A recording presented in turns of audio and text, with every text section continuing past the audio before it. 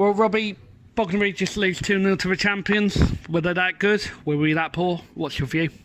I don't think it was either, really. I think, listen, we're playing the champions of the team, and the first 3 minutes starts poor from us, and we're always up against it at that time. And then, you look at the first half, I can't remember really, other than the 2 goals they scored, them really having clear-cut chances, or Dan making a save, and we've gone up the other end, and we've had a couple of half chances where Doug maybe should have scored, or Reece should have when he turned in.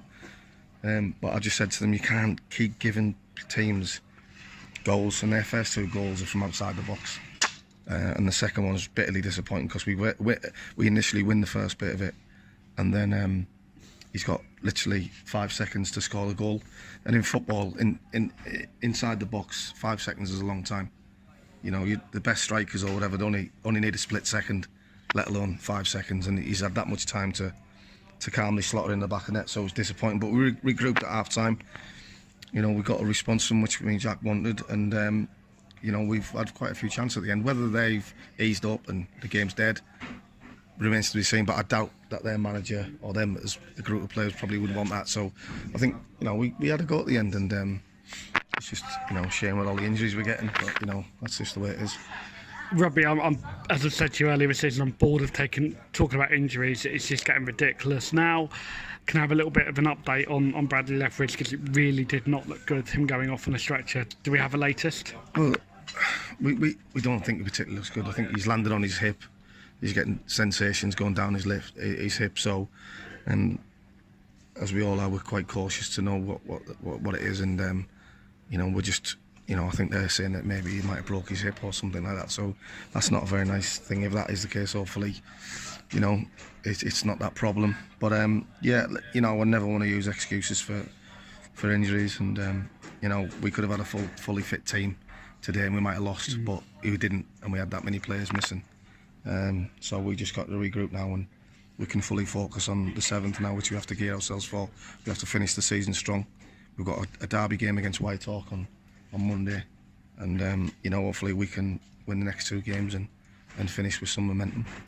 It could be a game on Monday that's important for all the different reasons for Whitehawk. They're needing to win to stay in the league. What's your take on that game? The Rocks have nothing to play for, Whitehawk have everything to play for. No, it doesn't matter. It doesn't matter. If I've said to you before, I don't want that in my dressing room, that we can just stop and not look at it, because I think from now with these next 2 games, there's players who are going to play for the place in the team on the 7th of May.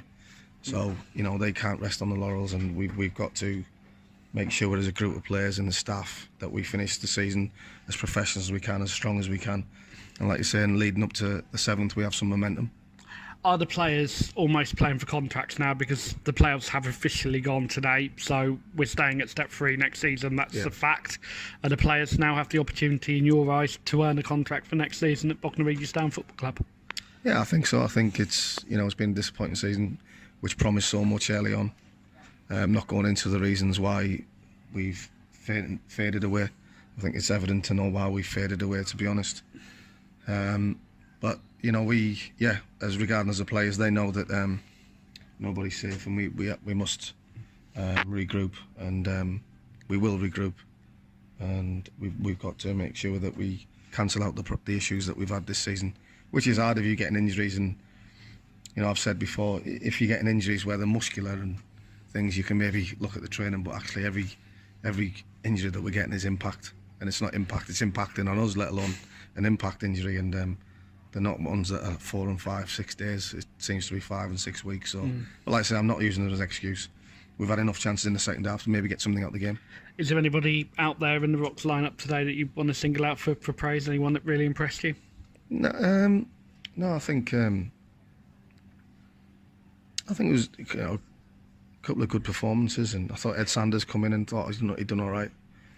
But the lads are trying hard, and we seem to, when we concede, we just get a little bit feeling sorry for ourselves, and like you say, when you concede 2 goals, listen, if they've cut us open and scored 2 amazing goals, you can accept and all and go, listen, they've won the league by 14, 15 points, that's why. But they've scored 2 goals from outside the box, and I think 2 goals that we could have prevented.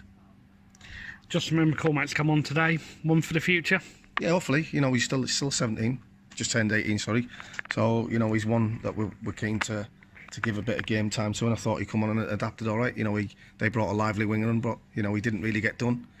And I think every time you bring a fullback on, or you bring a young kid on and they bring a winger on, and every time the winger at the end of it has to come back and pass back, I think as a fullback you've done your job. So I thought Mac had acquitted himself really well, and it was disappointing not to get Emmett on, but we felt that Scotty might be able to get us a goal, and you know, but it's you know, yeah, we've got to look to these next 2 games and make sure that we're bang on Monday. Well, Robbie, as always, absolute pleasure. Thank you very much. See you Monday. Top man, mate. Cheers, buddy.